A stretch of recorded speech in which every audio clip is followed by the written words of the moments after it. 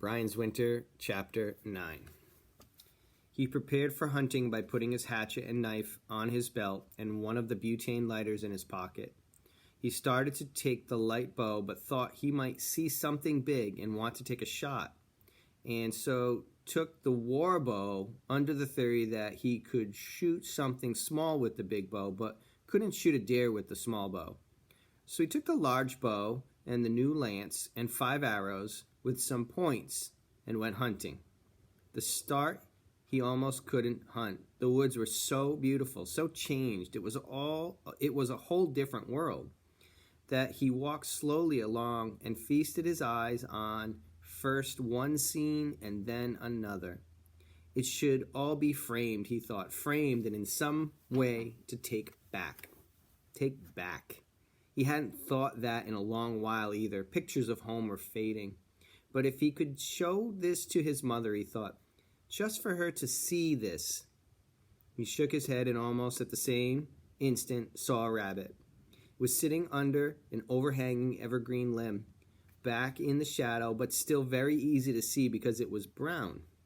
On its back there were several white spots, each about as large as a silver dollar.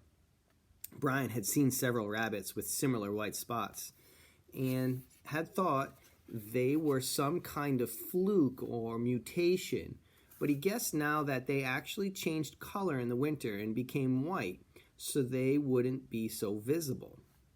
Without it, Brian thought, they were dead meat.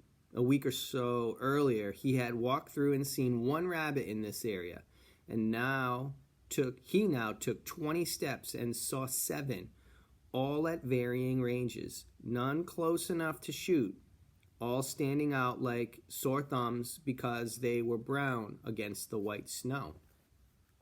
He moved easily, slowly, waiting for a close shot. When it came a rabbit not more than 20 feet away, he shot carefully and only missed by a hair, actually cutting the fur along the top of the rabbit's shoulders. The rabbit dodged left, then right, and vanished in the underbrush, and Brian went forward to get his arrow. At first, he couldn't find it. He'd seen it fly, had seen exactly where it went into the snow. There was a hole making the arrow's entry, but it wasn't there. He dug in the snow, but still couldn't find it, and didn't find it until he stepped back, lined up the flight of the arrow, and worked along the snow, scooping it out every foot. The arrow had gone more than 30 feet after entering the snow, skittering along beneath the surface before coming to rest. He'd have to be careful of his shots, he thought, pulling it out and blowing the snow off the feathers. He'd lose all his arrows on one hunt. He moved on, still taken by the beauty, and had 3 more shots, all of which he missed because the targets were so small, rabbits, and he wasn't used to shooting the heavier bow yet. I'll have to get closer, he thought, work right up on them, get into the thicker brush. He slowed his pace even more and moved into a large stand of brambles and thick young evergreens, packed so closely he couldn't see more than 10 feet, and that only by crouching down and looking along the ground. It was hard going. Every limb pulled at the bow, and he had to be careful not to wreck the feathers on the arrows as he moved. There were rabbits everywhere. The snow was covered with their tracks, and he had moved nearly 50 yards into the thick brush when the sound of a breaking limb stopped him cold. Rabbits and foolbirds did not break limbs when they moved. Deer broke limbs. Bear broke limbs. Almost simultaneously, he saw different tracks in the snow in front of him. Big tracks. Huge tracks. The hair went up on his neck. They were big enough for a bear, and what he really didn't want to do in his whole life was meet a bear in thick brush, especially if it was a bear that had a memory of a bad night with a skunk. But when he leaned down to study the tracks, he saw they had a cloven hoof, like those left by deer, but larger, much larger. Moose, he knew instantly.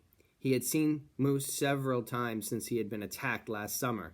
Once he had seen a bull with a rack so large that Brian could easily have fit between the antlers. The rest had been cows. They were all unbelievably big, and after he'd been taken by the cow along the lake, he'd given them a wide berth. When they got angry, it was like having a Buick mad at you. But, he thought, just that at first. But what? But the moose are smaller now. But I'm tougher now. He shook his head, pushed the thoughts away, the sneaky thoughts, the ones that said he was hunting meat for food. Moose were made out of meat. He had a larger bow. Primitive people hunted moose with weapons like this.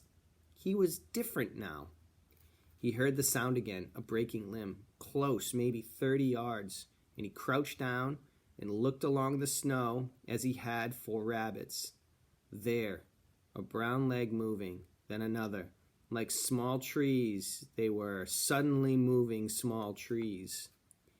He held his breath, crouched, watching. He could not see more of the moose, just the legs. And as he watched, they moved off to the left a bit, hesitated, then turned left again and started moving slowly, directly at him.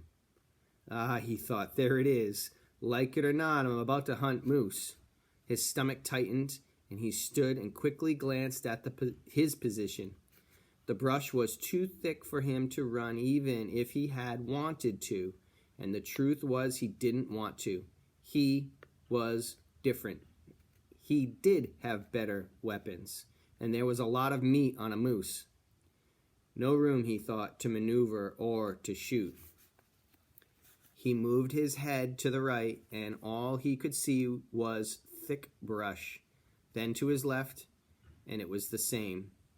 No, there, a small opening, not 4 feet across and about 4 feet off the ground, almost a tunnel through the brush. But if it all worked right, all worked exactly right, he might be able to get a shot. He moved to the left and stood facing the opening, leaning and the killing lance against a nearby bush, held the bow up with the top tipped slightly to the right to keep it out of the brush, and put his best arrow on the string ready to draw, and waited and waited. Time seemed to stop. Somewhere to his left he heard the soft sound of a bird's wings, then the scratching sound of a chickadee. Brush cracked directly in front of him, but he could see nothing. Another bird flew past. He aged, waiting.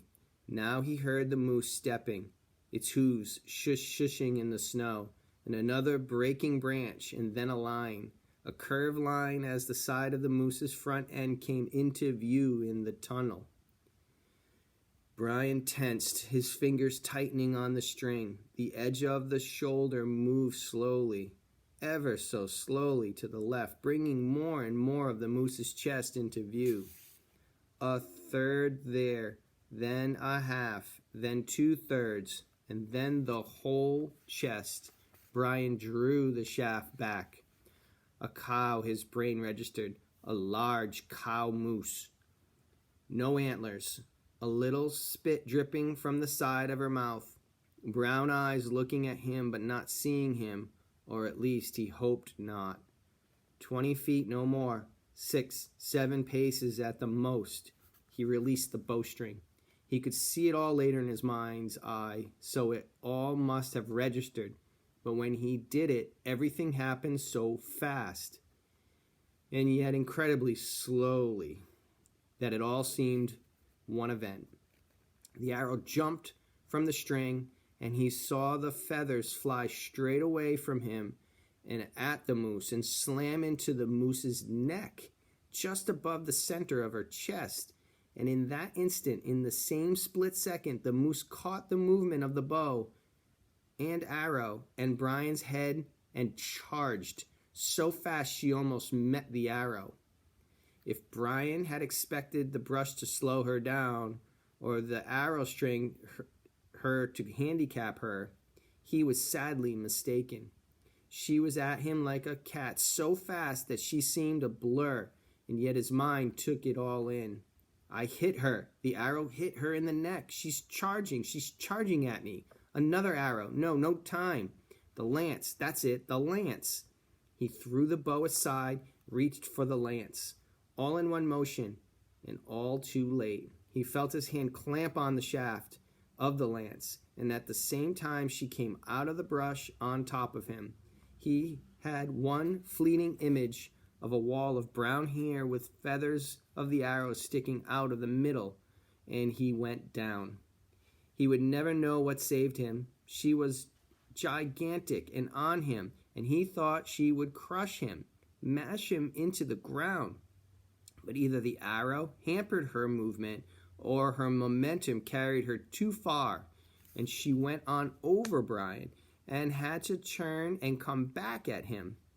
He was hurt, his leg, his shoulder, yet he could move, and he rolled, still holding the killing lance, came up to a kneeling position.